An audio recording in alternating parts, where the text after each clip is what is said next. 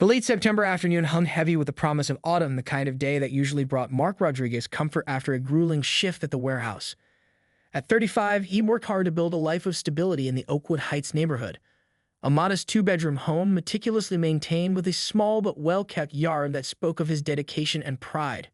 Mark's work as a warehouse supervisor was demanding, often requiring 12-hour shifts that left him physically and mentally drained. Today had been particularly challenging. A new inventory management system was being implemented, and he spent most of the day mediating between frustrated workers and management, solving countless logistical problems that seemed to multiply with each passing hour. As he drove his 10-year-old Honda Civic down Maple Street, the familiar landmarks of his neighborhood came into view. The perfectly trimmed hedges, the identical beige and gray houses, the carefully maintained lawns, everything appeared normal at first glance. But something felt different today. A subtle tension hung in the air, like the momentary stillness before a storm. Pulling into his driveway, Mark immediately noticed something was wrong. The side gate, which he distinctly remembered securing that morning, was now slightly open. Its wooden frame hung ajar, swaying almost imperceptibly in the soft breeze. His first thought was of potential intruders, but Karen Thompson's SUV was parked nearby, and she had always been a seemingly reliable neighbor. Mark killed the engine and sat for a moment, his work-weary muscles protesting as he gathered the energy to investigate. The rented moving van parked near his garage was the first truly unusual element. Its stark white exterior and out-of-state plates stood in sharp contrast to the uniformity of the neighborhood. Approaching cautiously, Mark rounded the corner of his garage, his work boots crunching softly on the gravel. What he saw next stopped him in his tracks. Karen Thompson, the same Karen who had brought him homemade banana bread when he first moved in, who watered his plants when he was away on business, who had always presented herself as the quintessential helpful neighbor, was in the process of loading his brand-new washing machine into the rental van. The machine was less than 6 months old. Mark had saved for months to replace his old, unreliable washer, selecting a high-efficiency model that promised to save both water and electricity. It had been a significant investment for him, carefully researched and budgeted. Now here was Karen seemingly attempting to steal it in broad daylight. For a moment, Mark was certain he was seeing things. Karen was a 62-year-old retired elementary school teacher, a widow who had lived in the neighborhood for over 2 decades. She was known for her community involvement, her weekly bridge club, and her meticulously maintained flower garden. She was the last person he would have suspected of committing a crime. Yet there she was, mid-lift, her grip on the washing machine firm and purposeful. When their eyes met, there was no shock, no embarrassment. Instead, Karen's expression was a calculated mix of defiance and something else, a complexity that Mark couldn't immediately define. The silence between them was electric, charged with an inexplicable tension that seemed to contradict everything Mark thought he knew about Karen Thompson. Her hands, typically reserved for gardening gloves or bridge club playing cards, now gripped the washing machine with a strength that belied her seemingly frail appearance. "What do you think you're doing?" Mark's voice came out slower and more controlled than he expected, a product of years of warehouse management where maintaining composure was crucial. Karen's reaction was instantaneous and theatrical. Her demeanor shifted from calculated thief to wounded victim in a millisecond. "How dare you?" she screeched, her voice rising to a pitch that would have been comical if the situation weren't so serious. She reached into her designer handbag, a recent purchase that seemed out of character for a retired teacher on a fixed income, and pulled out her smartphone. Her manicured fingers, adorned with an expensive-looking rings, dialed 911 with practiced precision. Mark stood frozen, watching in disbelief as Karen began to weave a narrative of harassment and threat. Her performance was Oscar-worthy, her voice trembling with fabricated fear. "I'm being attacked," she told the dispatcher, her eyes locked on Mark with a mixture of challenge and manipulation. "There's a man threatening me, trying to steal my property. I'm a defenseless widow, and I'm terrified." The irony of her statement was not lost on Mark, given that she was the one caught in the act of stealing his washing machine. Mark knew he had to be careful. One wrong move could make him look like the aggressor. He raised his hands slowly, a universal gesture of non-threat, and took a step back. "Ma'am," he said calmly, "that's my washing machine. I caught you loading it into your van." Karen's response was to turn slightly away from him, her body language designed to make him appear menacing. She spoke in hushed, dramatic tones to the 911 operator, occasionally casting frightened glances in Mark's direction. It was a performance that would have impressed even the most skeptical audience. The neighborhood, typically quiet and predictable, had suddenly become a stage for this unexpected drama. A few curious neighbors began to peek out from behind curtains and over fences. Mrs. Henderson from across the street, always the first to know everyone's business, was already on her phone, likely spreading the news of the unfolding incident. Mark's mind raced. He mentally cataloged the evidence of his ownership, the receipt from the electronics store, the delivery receipt, the warranty information. Everything was in order, but would the police see it that way? Karen had positioned herself as the victim, and her years of community involvement would likely work in her favor. The sound of approaching sirens broke the tension. Mark could hear the distant wail growing closer, a sound that usually signaled help but now felt like an approaching storm of uncertainty. Two police vehicles turned onto the street, their lights casting blue and red reflections on the carefully maintained houses of Oakwood Heights. As the police cars pulled up, Karen's demeanor changed subtly. There was a fleeting moment, so quick that Mark almost missed it, where a different emotion flickered across her face. It wasn't fear, nor was it the wounded innocence she had been projecting. It was something else, something calculating, something that suggested this was far from a random incident. Detective Sarah Martinez stepped out of the patrol car with a practiced economy of movement.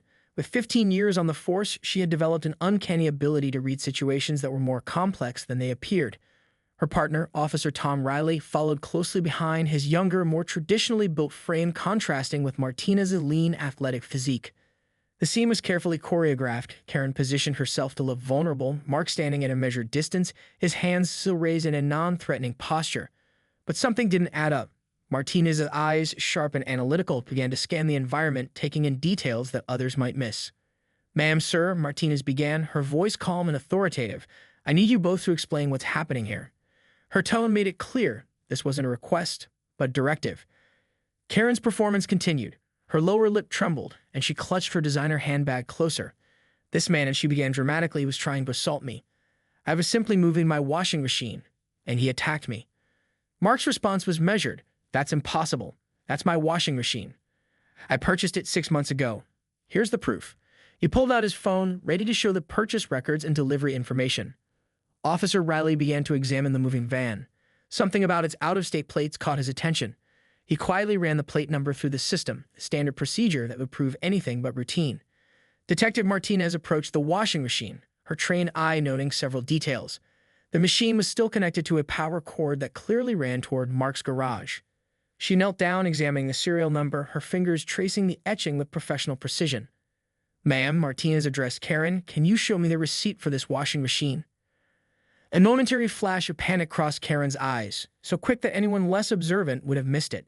She fumbled with her handbag, producing a collection of papers, but notably avoiding producing a specific receipt. Meanwhile, Officer Riley returned, his expression suggesting he discovered something significant.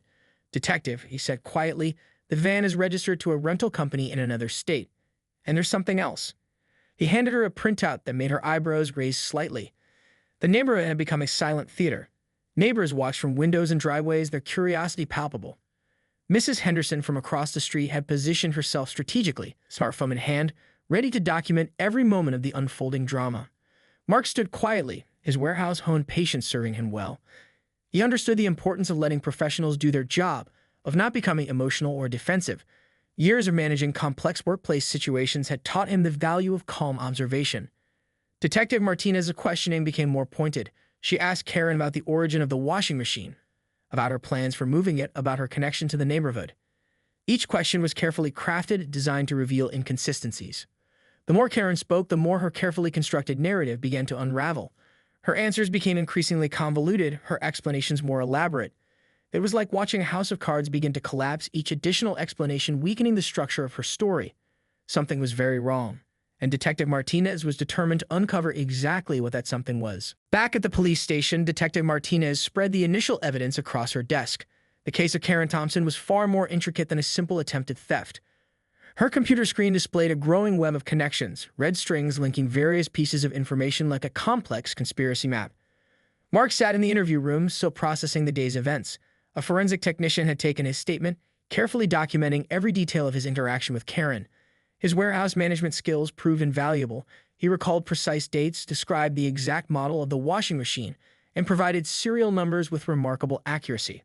The breakthrough came from an unexpected source. A routine check on Karen's rental van revealed a network of similar incidents across 3 states.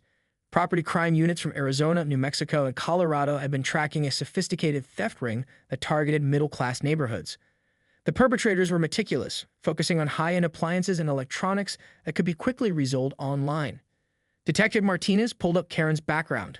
On the surface, she was the epitome of a respected retired teacher.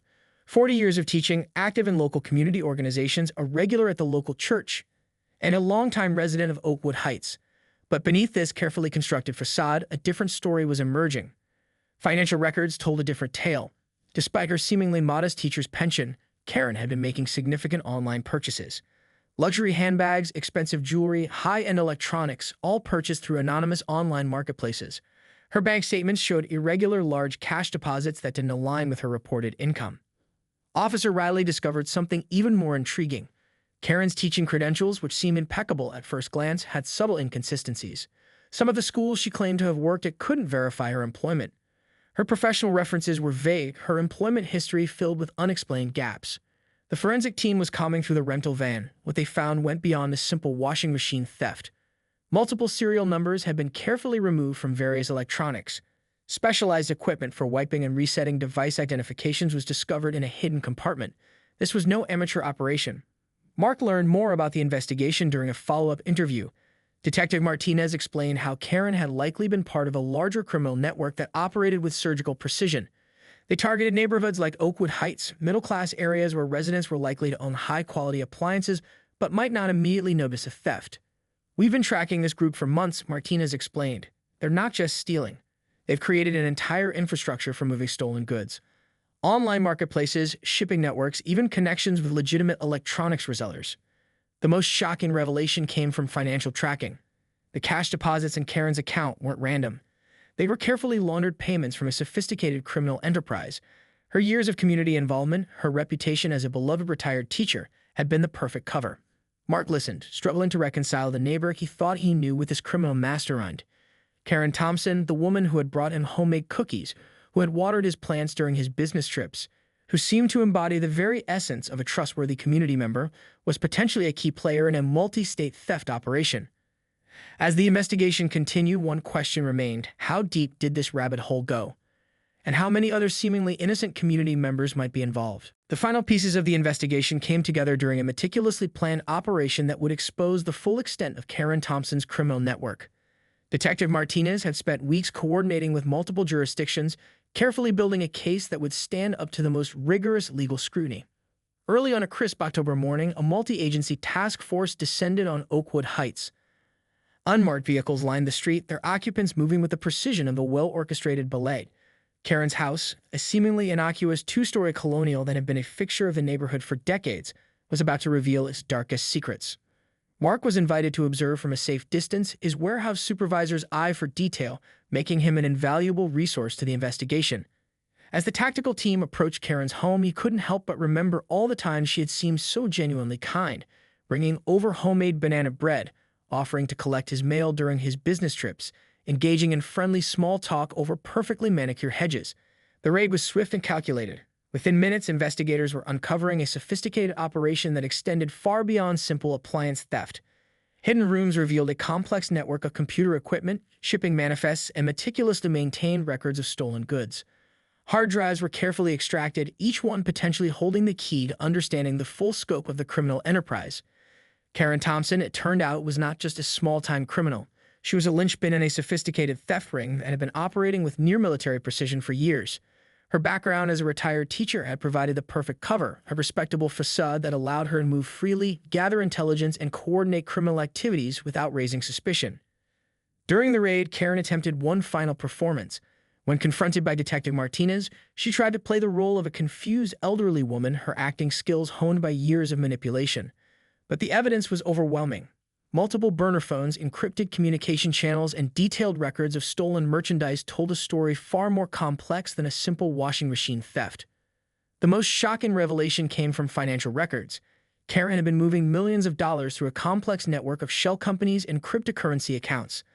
Her modest teacher's pension was merely a drop in the ocean compared to the criminal enterprise she had been running for years. Neighbors watched in shock as Karen was led out of her home in handcuffs. Mrs. Henderson, who had always prided herself on knowing everything about everyone in the neighborhood, stood slack-jawed.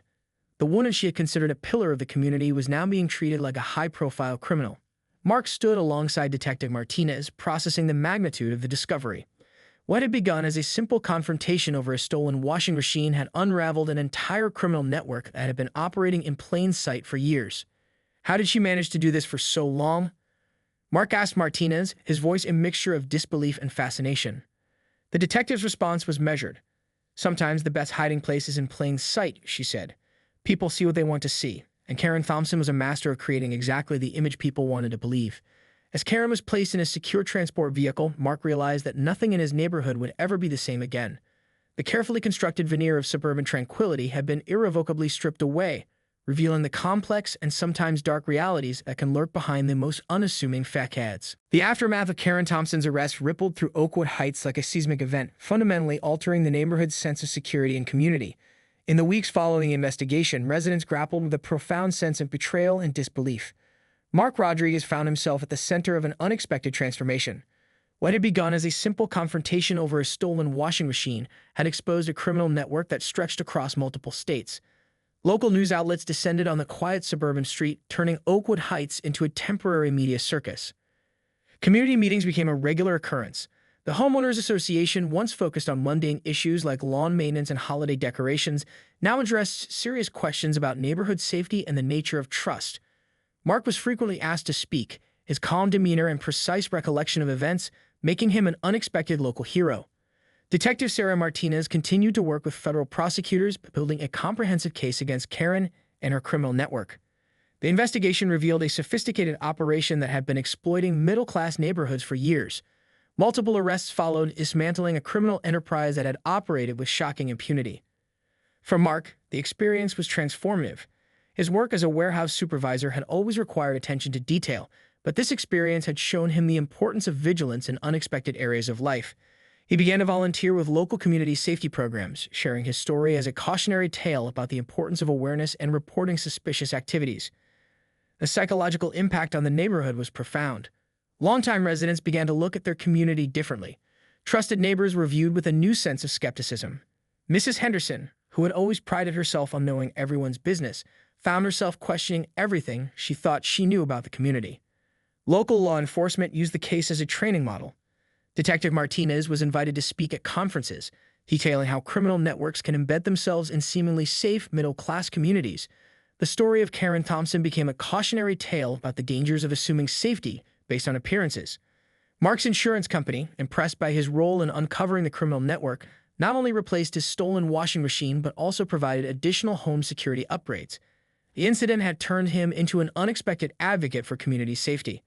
The legal proceedings dragged on for months. Karen Thompson, once a respected retired teacher, now faced multiple federal charges. Her carefully constructed life unraveled completely. Former students and colleagues were shocked, giving interviews that painted a picture of a woman who had apparently led a double life for decades. 1 year after the initial incident, Mark reflected on the extraordinary chain of events. What had seemed like a simple attempted theft had exposed a complex criminal operation.